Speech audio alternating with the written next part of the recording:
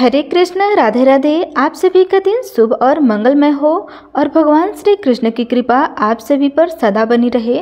आज सुनिए आषाढ़ मास महात्म्य का अध्याय 10। आज के अध्याय में आप जानेंगे सुपर्णा संगम, पुरूर वस्त्र, तीर्थ पंच, तीर्थ समेत, तीर्थ सोम आदि तीर्थ तथा वृद्ध संगम तीर्थ की महिमा का वर्णन। श्री ब्रह्मा जी नारद जी से कहते हैं कि इसके बाद सुपर्णा संगम तथा कद्रवा संगम नामक तीर्थ है, जहाँ भगवान महेश्वर गंगा के तट पर स्थित है। वही अग्निकुंड, रुद्रकुंड, विष्णु कुंड, सूर्य कुंड, सोम कुंड, ब्रह्म कुंड, कुमार कुंड तथा वरुण कुंड भी है। उस स्थान पर अप्सरा नाम की नदी गौतमी गंगा में मिली हुई है। उस तीर्थ के स्मरण मात्र से मनुष्य का कृत्य हो जाता है, वह सब पापों का निवारण करने वाला हो जाता है। उससे आगे पुरुष नामक तीर्थ है, उसके दर्शन की तो बात ही क्या है, स्मरण मात्र से ही पापों का नाश हो जाता है। एक समय राजा पुरूरवा ब्रह्मा जी की सभा में गए। वहाँ देव नदी सरस्वती ब्रह्मा जी के पास बैठी हंस रही थी। उस रूपवती देवी को देखकर राजा ने उर्वशी से पूछा कि ब्रह्मा जी के पास यह रूपवती साध्वी स्त्री कौन है? यह तो सबसे सुंदर युवती है और अपने सौंदर्य के प्रकाश से इस सभा को उत्तेजित कर रही हैं। उर्वशी ने कहा, यह कल्याणमयी ब्रह्म कुमारी देव नंद सरस्वती है। यह प्रतिदिन आती जाती रहती हैं। यह सुनकर राजा को बड़ा विस्मय हुआ। उन्होंने उर्वशी से कहा, इसको मेरे पास बुला लाओ। उर्वशी ने जाकर राजा का संदेश सुना दिया। सरस्वती ने स्वीकार कर लिया तथा अपनी प्रतिज्ञा के अनुसार वह पुरूरवा के पास गई। राजा ने सरस्वती नदी के तट पर उसके साथ अनेक वर्षों तक विहार किया। यह देख मैंने सरस्वती को श्राप दे दिया। मेरे श्राप के कारण वह मृत्यु लोक में गई और लुप्त हो गई है और कहीं दिखाई नहीं देती है। जहाँ सरस्वती नदी गंगा में मिली है, वहाँ पहुंचकर राजा पुरूरवा ने तपस्या की और महादेव जी की आराधना करके गंगा जी के प्रसाद से संपूर्ण अभीष्ट प्राप्त कर लिया। तब से उस स्थान का नाम पुरूवार्ष तीर्थ, सरस्वती संगम और ब्रह्मा तीर्थ पड़ गया। वहाँ सिद्धेश्वर नाम से प्रसिद्ध महादेव जी रहते हैं। वह तीर्थ समस्त कामनाओं को देने वाला है। उसके सिवा सावित्री, गायत्री, श्रद्धा, मेधा और सरस्वती, यह 5 पुण्य तीर्थ है। वहाँ स्नान और जलपान करने से मनुष्य सब पापों से मुक्त हो जाता है। यह 5 तीर्थ मेरी कन्याएं हैं, जो नदी रूप में परिणित हो गई है। जहाँ वे भगवती गंगा से मिली है, वहीं 5 तीर्थ है। वे 5 नदियाँ और सरस्वती पवित्र तीर्थ है। मनुष्य उनमें स्नान दान आदि जो कुछ भी करता है, वह सब अभिलक्षित वस्तुओं को देने वाला तथा निष्कर्म से भी बढ़कर मोक्ष का साधन माना जाता है। समी तीर्थ के नाम से जिसकी प्रसिद्ध है, वह भी सभी पापों की शांति करने वाला है। हे नारद, उस तीर्थ की कथा सुनाता हूँ, सावधान पूर्वक होकर सुनो। पूर्व काल में प्रियव्रत नाम से प्रसिद्ध क्षत्रिय राजा थे। उन्होंने गोदावरी के दक्षिणी तट पर अश्वमेध यज्ञ की दीक्षा ली। उस यज्ञ के पुरोहित हुए वशिष्ठ जी। एक दिन उस यज्ञ में हिरण्यक नाम का दानव आया। महर्षि वशिष्ठ ने अपने ब्रह्मादंड से सब दैत्यों को मारकर भगाया। इसके बाद पुनः यज्ञ आरंभ हुआ। दैत्य अपनी सेना के साथ भाग खड़ा हुआ। वहाँ निम्नांकित तीर्थों ने अश्वमेध यज्ञ के फल दिए। तीर्थ है समी तीर्थ, विष्णु तीर्थ, अर्क तीर्थ, शिव तीर्थ, सोम तीर्थ और विशिष्ट तीर्थ। यज्ञ समाप्त होने पर देवताओं और ऋषियों ने वशिष्ठ और प्रियव्रत से कहा, इन तीर्थों ने अश्वमेध यज्ञ का फल दिया है, अतः इनमें स्नान दान करने से मनुष्य अश्वमेध यज्ञ का पुण्य फल प्राप्त करेगा। इसमें तनिक भी संदेह नहीं है। हे मनु, गौतमी के एक स्थान पर अनेक नद नदियाँ मिली हुई है। उन सब के नाम पर अलग अलग तीर्थ है। उन तीर्थों के नाम है सोम तीर्थ, गंधर्व तीर्थ, देव तीर्थ, पूर्णा तीर्थ, साल तीर्थ, श्रीपर्णा संगम, स्वागता संगम, कुसुमा संगम, पृष्टि संगम, कर्णिका संगम, वैनवी संगम, कृष्णा संगम, वासवी संगम, शिव शर्मा सिखी, कुसुमिका अपराध्या, शांतिजा, देवजा, अज्य, वृद्ध, सूर और भ्रत आदि आदि यह तथा और भी बहुत से नंद नंदी गढ़ गौतमी से मिले हुए हैं। पृथ्वी पर जितने तीर्थ हैं, वे सभी देवगिरी पर गए हुए थे। फिर वे ही क्रमशः गंगा में आ मिले। कोई नदी रूप में था और कोई नद रूप में, किसी का रूप सरोवर के आकार में था और किसी का स्रोत के आकार में। वही सब तीर्थ अलग अलग विख्यात हुए। उन सब में किया हुआ स्नान, जप, होम, पितृ तर्पण आदि कर्म समस्त कामनाओं की पूर्ति करने वाला और मुक्तिदायक माना गया है। जो इनके नामों का पाठ अथवा स्मरण करता है वह सब पापों से मुक्त होकर भगवान विष्णु के धाम में जाता है। वृद्धा संगम नामक एक प्रसिद्ध तीर्थ है जहाँ वृद्धेश्वर नामक शिव का निवास है। उस तीर्थ की कथा सब पापों का नाश करने वाली है। पूर्व काल में एक महातपस्वी मुनि थे, उनका नाम वृद्ध गौतम था। वे जब बालक थे तब किसी तरह पिता ने उनका यज्ञोपवीत मात्र कर दिया। इसके बाद वे बाहर भ्रमण करने के लिए चले गए। उन्हें केवल गायत्री मंत्र ही याद था। वेदों का अध्ययन और शास्त्रों का अभ्यास नहीं कर सके, केवल गायत्री मंत्र जप और अग्निहोत्र नियम पूर्वक कर लेते थे। इतने से ही उनका ब्रह्मत्व सुरक्षित था।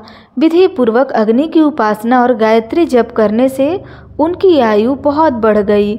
यूं भी उनकी अवस्था अधिक हो चुकी थी, कोई उन्हें कन्या देने वाला नहीं मिला।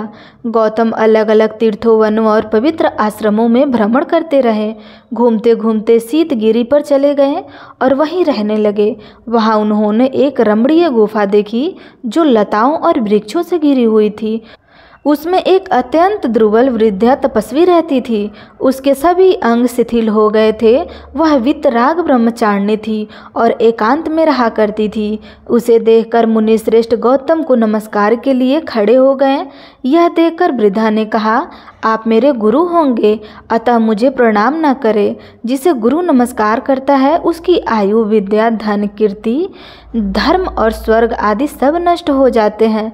यह सुनकर गौतमी बड़े आश्चर्य में पड़े। वे हाथ जोड़कर बोले, तुम वृद्धा तपस्विनी हो, गुणों में भी मुझसे बड़ी चढ़ी हो। मैं बहुत कम पढ़ा लिखा हूँ और अवस्था में भी छोटा हूँ, फिर तुम्हारा गुरु कैसे हो सकता हूँ? तब वृद्धा ने कहा, आसुरी श्रेष्ठ के प्रिय पुत्र ऋतध्वज थे। वे बड़े गुणवान, बुद्धिमान, शूरवीर तथा क्षत्रिय धर्म से तत्पर रहने वाले थे। एक दिन वे शिकार खेलने के लिए वन में आए और इसी गुफा में आकर विश्राम करने लगे। यहाँ उन पर एक सुंदरी अप्सरा की दृष्टि पड़ी। उसका नाम सुष्मा था। वह गंधर्व राजा की कन्या थी। राजा ने भी उसे देखा। दोनों के मन में एक दूसरे से मिलने की इच्छा हुई। ऋतध्वज ने सुष्मा के साथ विहार किया। भोग इच्छा निर्वृत्त होने पर राजा उसकी अनुमति लेकर अपने घर चले गए। इसके बाद सुष्मा के गर्भ से मेरा जन्म हुआ। जब माता यहाँ से जाने लगी तब बोली, हे कल्याणी, जो पुरुष इस गुफा में पहले आ जाए वही तुम्हारा पति होगा। तब से आज तक तुम ही यहाँ आए हो, दूसरा कोई पुरुष कभी नहीं आया है। ब्राह्मण और किसी ने मेरा वरण नहीं किया है। न मेरी माता है न पिता है, मैं आप ही अपनी मालकिन हूँ। अब तक ब्रह्मचर्य व्रत में रही हूँ, अब पुरुष की इच्छा रखती हूँ, आप मुझे स्वीकार करें। गौतम ऋषि बोले, भद्रे, मेरी अवस्था तो अभी 10,000 वर्ष की ही है और तुम 90,000 वर्ष की हो गई हो। मैं बालक और तुम वृद्धा, यह संबंध योग्य नहीं जान पड़ता। तब वृद्धा कहने लगी, पूर्व काल में ही आप मेरे पति नियत कर दिए थे, अब दूसरा कोई मेरा पति नहीं हो सकता। विधाता ने आपको मुझे दिया है, अतः अब आप मुझे अस्वीकार न करें। मुझ में कोई दोष नहीं है, मैं आप में भक्ति रखती हूँ। तब भी यदि आप मुझे ग्रहण करना नहीं चाहते तो आपको देखते देखते अपने प्राण त्याग दूंगी। यदि अभीष्ट वस्तु की प्राप्ति न हो तो प्राणियों के लिए मर जाना ही अच्छा है। प्रेमी जन के परित्याग से जो पाप लगता है उसका अंत नहीं है। वृद्धा की बात सुनकर गौतम ऋषि ने कहा, मुझ में न तपस्या है न विद्या, मैं कुरूप और निर्धन हूँ, अतः तुम्हारे लिए योग्य वर नहीं हो सकता। पहले सुंदर रूप और उत्तम विद्या की प्राप्ति करके मुझे तुम्हारी बात माननी चाहिए। तब वृद्धा कहने लगी, ब्राह्मण, मैंने अपनी तपस्या से सरस्वती देवी को संतुष्ट किया है, साथ ही रूप देने वाली अग्नि भी मुझ पर प्रसन्न है, अतः बागेश्वरी देवी आपको विद्या देंगी और रूपवान अग्निदेव रूप प्रदान करेंगे। यूँ कहकर वृद्धा ने सरस्वती और अग्नि की प्रार्थना करके गौतम को विद्वान और शुभवान बना दिया। तब उन्होंने बड़ी प्रसन्नता के साथ वृद्धा को अपनी पत्नी बनाया और कितने ही वर्षों तक उसके साथ विहार किया। एक दिन वशिष्ठ और वामदेव आदि महर्षि पुण्य तीर्थ में घूमने हुए उस गुफा में पहुँचे। गौतम और उनकी पत्नी ने वहां आए हुए ऋषि मुनियों का विधिवत स्वागत सत्कार किया। उसमें से कुछ लोगों को गौतम का उपहार करते हुए पूछा, बूढ़ी माँ, यह तो बताओ कि गौतम तुम्हारे पुत्र लगते हैं या पोते? कल्याणी, सच सच बताना। वृद्ध पुरुष के लिए युवती स्त्री विष के समान है और वृद्ध स्त्री के लिए युवा पुरुष अमृत के समान है। प्रिय और अप्रिय का संयोग हमने दीर्घकाल के बाद यही देखा है। गौतम और उनकी पत्नी दोनों इस परिहास को सुनकर चुप रह गए। आतिथ्य ग्रहण करके सब महर्षि चले गए।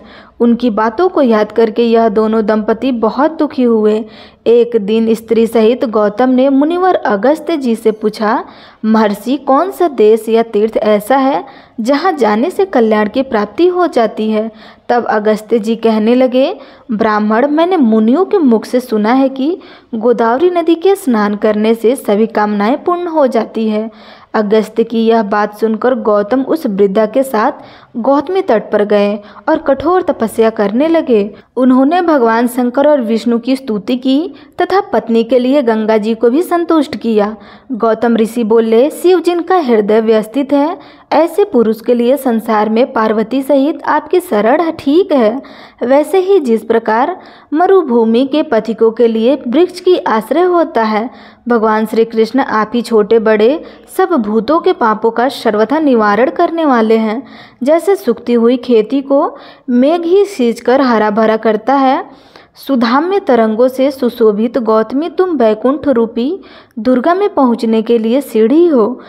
हम अधोगति में पड़कर संतप्त हो रहे हैं। माते, तुम हमारे लिए शरण हो जाओ। सबको शरण देने वाली गौतमी गंगा गौतम के स्रोत से प्रश्न होकर बोली, ब्राह्मण, तुम मंत्र पढ़ते हुए मेरे जल से अपनी पत्नी का अभिषेक करो। इससे यह रूपवती हो जाएगी, इसके सभी अंग मनोहर हो जाएंगे, नेत्रों में भी सुंदरता आ जाएगी तथा यह सब प्रकार के शुभ लक्षणों से शोभा पाने लगेगी।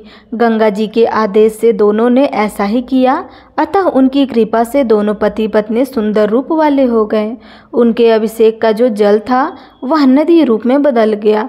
वृद्ध नाम से ही उस नदी की ख्याति हुई। गौतम ने जो शिवलिंग की स्थापना की वह भी वृद्ध के ही नाम पर वृद्धेश्वर कहलाता है। वही मुनिश्रेष्ठ गौतम ने वृद्धा के साथ पूर्ण आनंद प्राप्त किया। तब से उस तीर्थ का नाम वृद्धा संगम हो गया। वहाँ किया हुआ स्नान और दान सब मनोरथों को सिद्ध करने वाला है। आज का अध्याय यही समाप्त हुआ। अन्य तीर्थों का वर्णन अब अगले अध्याय में अवश्य सुनिएगा। प्रेम से बोलिए श्री हरि विष्णु भगवान की जय। प्रिय भक्तजनों, अब सुनते हैं जगन्नाथ जी की कथा।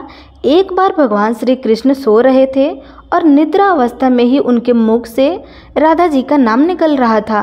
पटरानियों को लगा कि प्रभु की इतनी सेवा करते हैं परंतु प्रभु सबसे ज़्यादा राधा रानी जी का ही नाम लेते हैं। तब रुक्मणी जी और अन्य रानियों ने माता रोहिणी जी से राधा रानी और भगवान श्री कृष्ण के प्रेम और ब्रज लीलाओं और रास लीलाओं का वर्णन करने के लिए प्रार्थना की। माता रोहिणी ने कथा सुनाने के लिए हामी तो भर दी, लेकिन उन्होंने साथ ही यह भी कहा कि श्री कृष्ण और बलराम को इनका पता नहीं चलना चाहिए। और तब तय हुआ कि सभी रानियों तो माता रोहिणी जी से गुप्त स्थान पर कथाएं सुनेंगी, वहाँ कोई न आ जाए, इसके लिए सुभद्रा जी को पहरा देने के लिए राजी कर दिया। सुभद्रा जी को आदेश हुआ कि स्वयं श्री कृष्ण या बलराम भी आ जाए तो उन्हें भीतर न जाने दिया जाए। माता रोहिणी ने कथा सुनानी प्रारंभ की। सुभद्रा द्वार पर पहरा दे रही थी। थोड़ी ही देर में भगवान श्री कृष्ण और बलराम भी वहां आ पहुंचे। सुभद्रा ने अंदर जाने से उन्हें रोका। इससे भगवान श्री कृष्ण को कुछ संदेह हुआ। वे बाहर से ही अपनी सूक्ष्म शक्ति के द्वारा अंदर की माता द्वारा सुनाई जा रही ब्रज लीलाओं, रास लीलाओं और सूर बाल लीलाओं का आनंद लेकर सुनने लगे। बलराम जी भी कथा का आनंद ले रहे थे। कथा को सुनते सुनते श्री कृष्ण, बलराम और सुभद्रा के हृदय में ब्रज के प्रति अद्भुत प्रेम भाव उत्पन्न हो गया। उस भाव में उनके हाथ पैर सिकुड़ने लगे, जैसे बाल्यकाल में होते थे। तीनों राधा जी की कथा में ऐसे भाव विभोर हो गए और मूर्ति के समान जड़ प्रतीत से दिखाई देने लगे। बड़े ध्यानपूर्वक देखने पर उनके हाथ पैर दिखाई नहीं देते थे। सुदर्शन ने भी द्रवित होकर लंबा रूप धारण कर लिया। उसी समय नारद मुनि वहां आ पहुँचे। भगवान के इस रूप को देखकर वे आश्चर्यचकित होकर उन्हें निहारने लगे।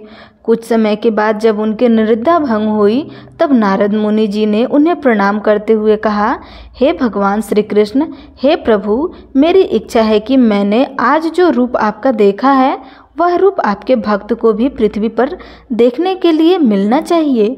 आप इस रूप में पृथ्वी पर वास करें। प्रिय भक्तजनों, भगवान श्री कृष्ण नारद मुनि की बात से अति प्रसन्न हुए और उन्होंने कहा कि ऐसा ही होगा। कली काल में मैं इसी रूप में नीला चंद क्षेत्र में अपना स्वरूप प्रकट करूंगा। कलयुग आगमन के उपरांत प्रभु की प्रेरणा से मल्लवराज इंद्रदून ने भगवान श्री कृष्ण, बलभद्र और बहन सुभद्रा जी की एक ऐसी ही प्रतिमा जगन्नाथ मंदिर में स्थापित करवाई। प्रिय भक्तजनों, यह बड़ी ही रोचक कथा है, तो आइए इस संपूर्ण कथा को सुनते हैं।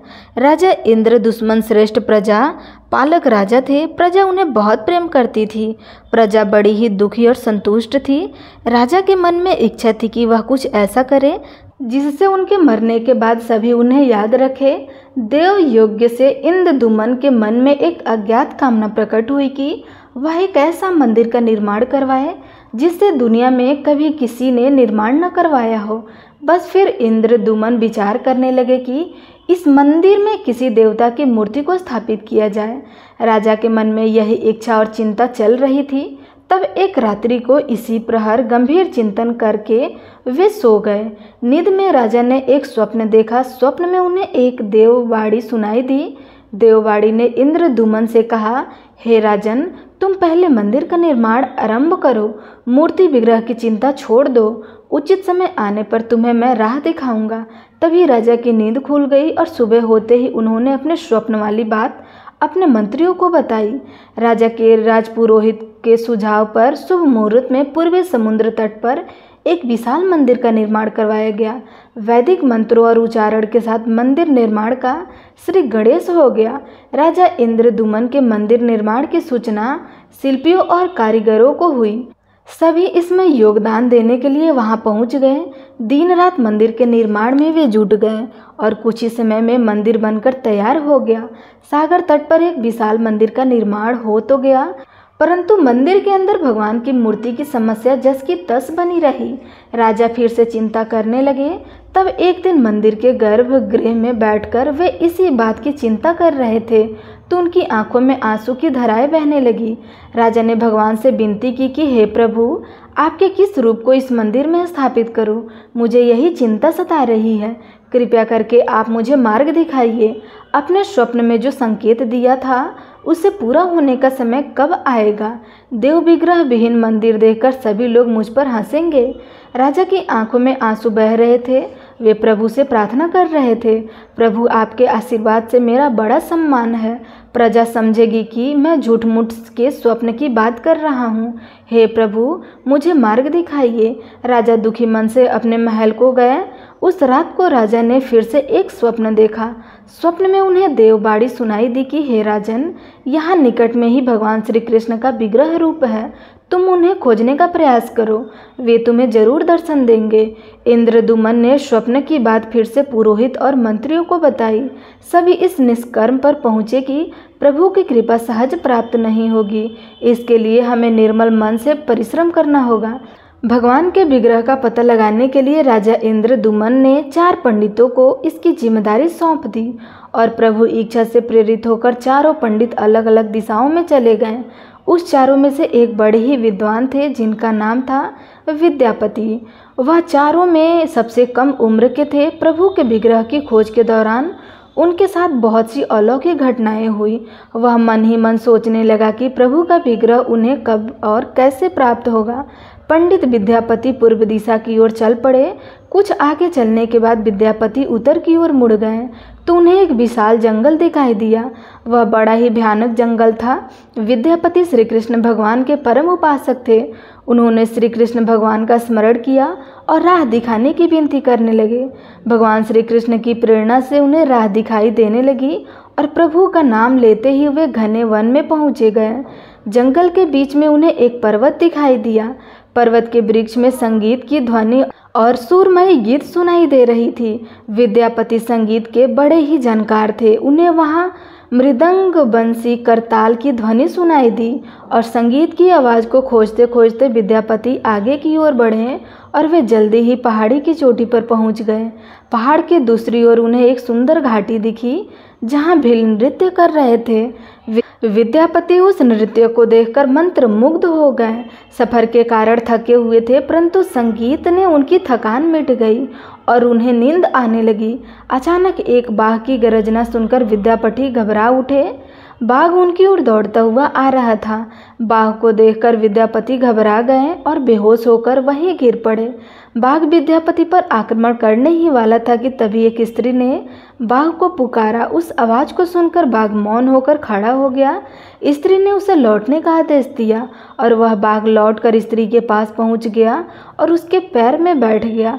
वहाँ स्त्री बाघ को सहलाने लगी जैसे कोई अपने पालतू जानवर को सहला रहा हो। युवती बाघ के पेट को प्यार से थपथपाने लगी और बाघ को स्नेह करने लगी।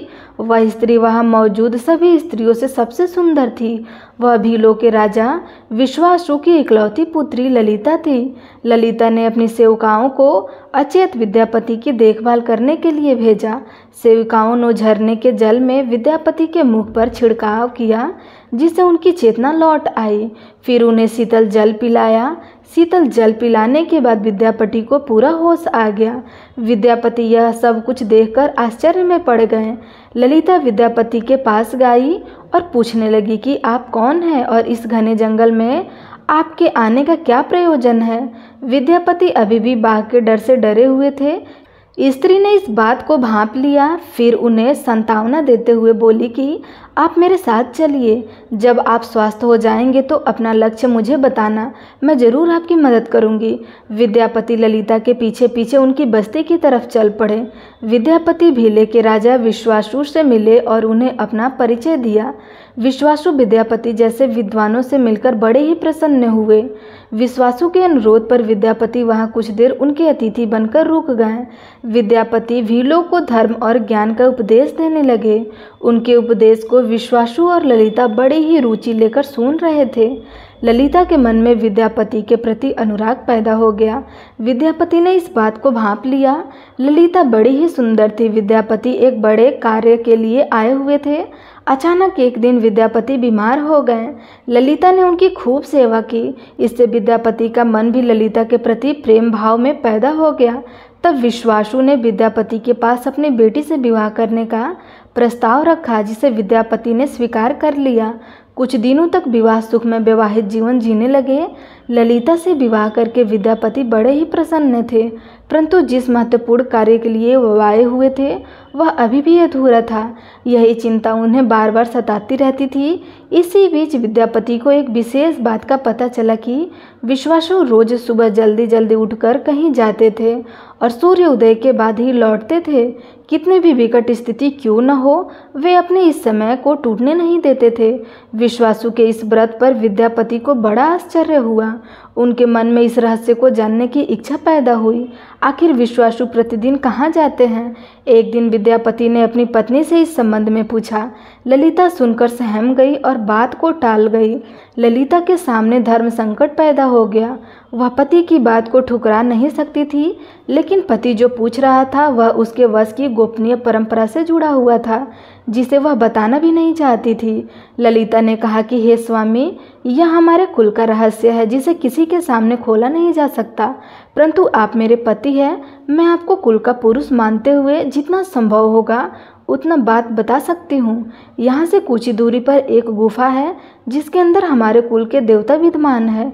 उनकी पूजा सभी पूर्वजों करते हैं। यह पूजा निर्बाध चलनी चाहिए। उसी पूजा के लिए मेरे पिताजी प्रतिदिन सुबह नियमित रूप से जाते हैं। तब विद्यापति ने अपनी पत्नी से कहा कि मैं भी तुम्हारे साथ कुल देवता के दर्शन करना चाहता हूँ। तभी ललिता बोली कि यह संभव नहीं है। हमारे कुल के देवता के बारे में किसी को जानने की इच्छा है, यह सुनकर मेरे पिता क्रोधित हो जाएंगे। विद्यापति की उत्सुकता बढ़ रही थी। उन्होंने तरह तरह के ललिता को मनाने की कोशिश की। आखिरकार ललिता ने कहा कि मैं अपने पिताजी से पूछकर बताऊंगी। तब ललिता ने अपने पिताजी से सारी बात बताई। इस पर उनके पिताजी क्रोधित हो गए। ललिता ने जब यह कहा कि मैं आपकी इकलौती संतान हूँ, आपकी बात देवता की पूजा का दायित्व मेरा और मेरे पति के ऊपर ही होगा, इसलिए मेरे पति का भी अधिकार बनता है कि वे हमारे कुल देवता के दर्शन करें। विश्वासु इस बात के आगे झुक गए। तब विश्वासु अपनी बेटी से बोले कि गुफा के दर्शन किसी को तभी कराया जा सकता है जब वह भगवान की पूजा का दायित्व अपने हाथ में ले ले।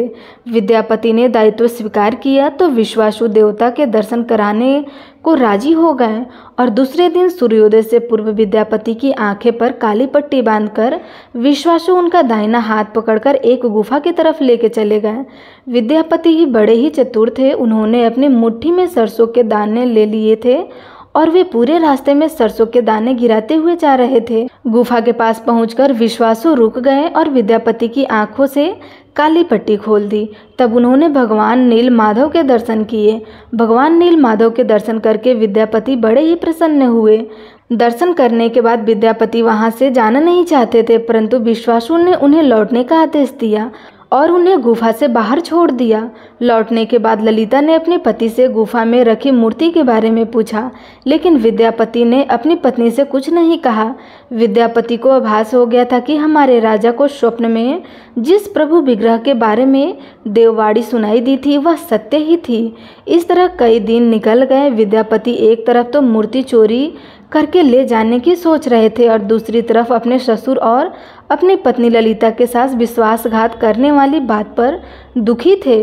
विद्यापति धर्म और अधर्म की बातें पर विचार करने लगे कि तभी उन्हें विचार आया कि यदि उनके ससुर ने सचमुच उन पर विश्वास किया हो तो वे उनकी आंखों पर पट्टी बांधकर गुफा में नहीं ले जाते, इसलिए उनके साथ विश्वासघात का तो प्रश्न ही नहीं उठता।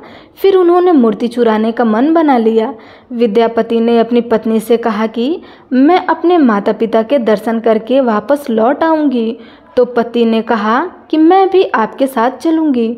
तो विद्यापति ने कहा मैं माता पिता को हमारे विवाह के लिए राजी कर लूं, फिर मैं वापस तुम्हें लाऊंगा। तब ललिता मान गई और विश्वासु ने उनके लिए घोड़े का प्रबंध किया। तब एक रात्रि को विद्यापति गुफा में मूर्ति चुराने के लिए गए, जहां उन्होंने रास्ते में सरसों के दाने निशानी के तौर पर डाले थे। वे अब छोटे छोटे सरसों के पौधे उग गए थे। वे उसी निशानी की सहायता से गुफा में पहुंच गए और उन्होंने वहां पहुंचकर भगवान की स्तुति की, क्षमा प्रार्थना की और मूर्ति उठाकर झोले में डाल दी। शाम तक वे राजधानी में पहुंच गए और सीधे राजा के पास गए और दिव्य प्रतिमा राजा को सौंप दी और पूरी कहानी बताई। तब राजा ने विद्यापति से कहा कि कल रात्रि को मुझे पुनः एक स्वप्न दिखाई दिया। स्वप्न में देववाणी ने मुझसे कहा कि तुम्हें समुद्र में लकड़ी का एक बड़ा भारी गट्ठर आता हुआ दिखाई देगा, जो द्वारिका से पुरी की ओर बहकर आ रहा होगा।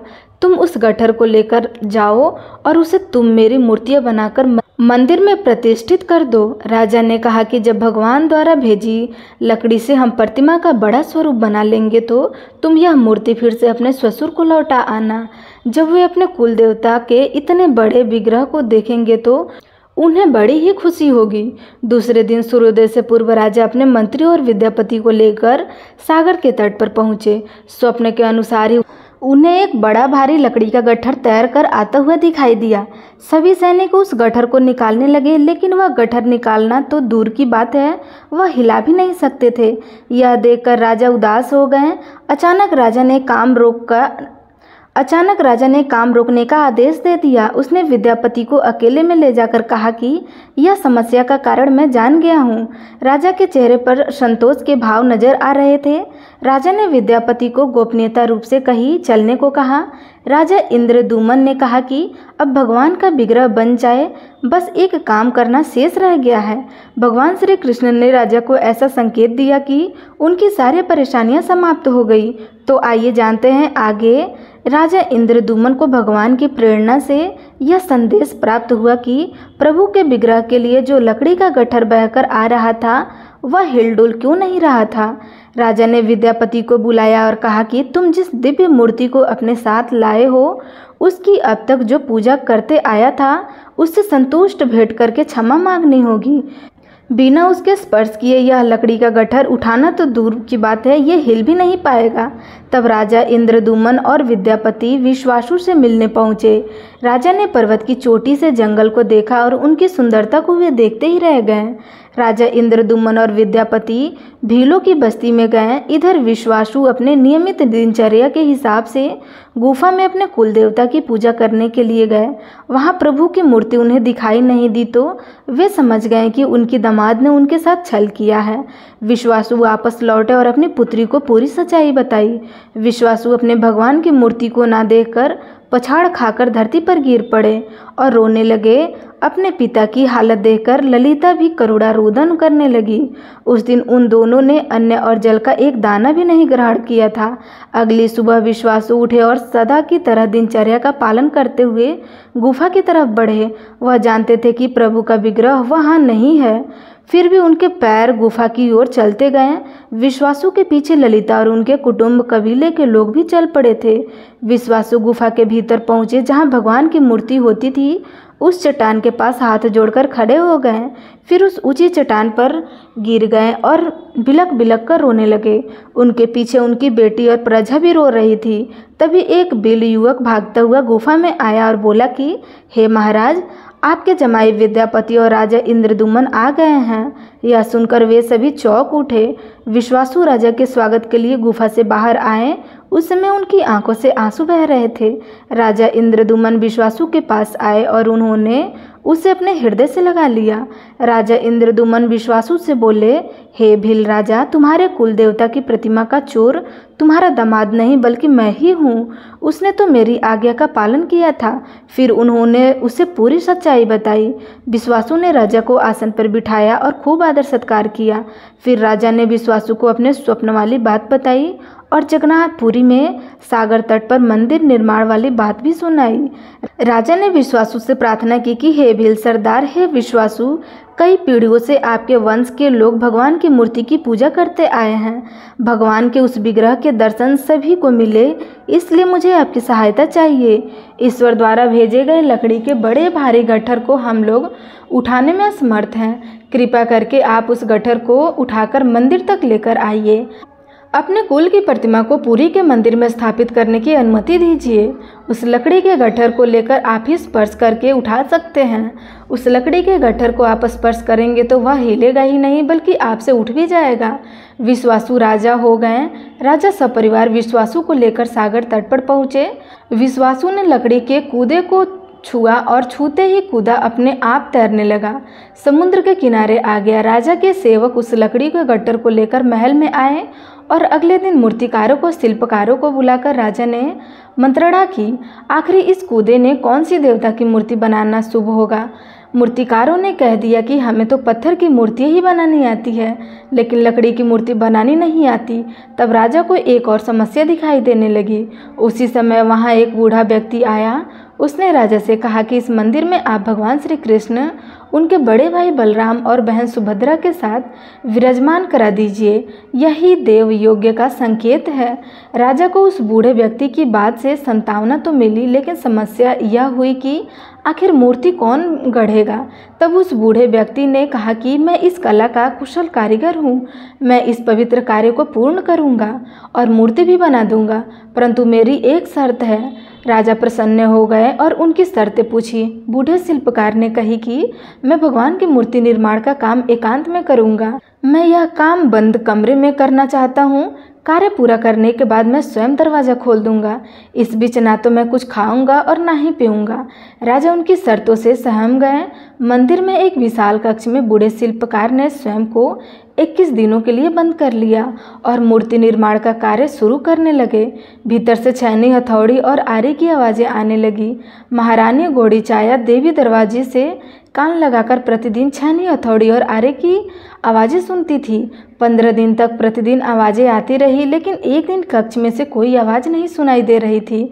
तब रानी व्याकुल हो गई। उसके मन में यह सोचा कि बूढ़ा शिल्पकार बिना अन्न जल के मृत्यु को प्राप्त हो गया है। उसने यह बात राजा से कही। राजा को रानी की बातें सच्चाई नजर आई। तब राजा ने दरवाजे खोलने का आदेश दिया। जैसे ही दरवाजा खोलकर देखा तो वहां पर बूढ़ा शिल्पकार गायब था और मूर्ति निर्माण का कार्य भी अभी तक पूर्ण नहीं हुआ था। हाथ पैर का कार्य पूर्ण नहीं हुआ था। वृद्ध शिल्पकार ने रूप में स्वयं देवताओं के शिल्पी भगवान विश्वकर्मा आए थे। उनके अदृश्य होते ही मूर्ति भी अधूरी रह गई। इसी कारण आज भी उस मूर्ति में वैसे ही है। जब राजा इंद्रद्युम्न ने इसे ही भगवान का आदेश समझ लिया और उन अधूरी मूर्तियों को ही स्थापित कर दिया। प्रिय भक्तजनों, ऐसा कहा जाता है कि विश्वासु संभवतः उस जरा बहेलिया के वंशज थे। उसने अनजाने में भगवान श्री कृष्ण की हत्या कर दी थी। विश्वासु शायद कृष्ण के पवित्र अवशेष की पूजा करना चाहते थे। वह अवशेष मूर्तियों में छिपकर रख गए थे। विद्यापति और ललिता के वंश, जिन्हें दैत्यपति कहते हैं, उनका परिवार ही यहाँ अभी भी पूजा करते हैं। तो प्रेम से बोलिए श्री हरि विष्णु भगवान की जय, श्री जगन्नाथ भगवान की जय।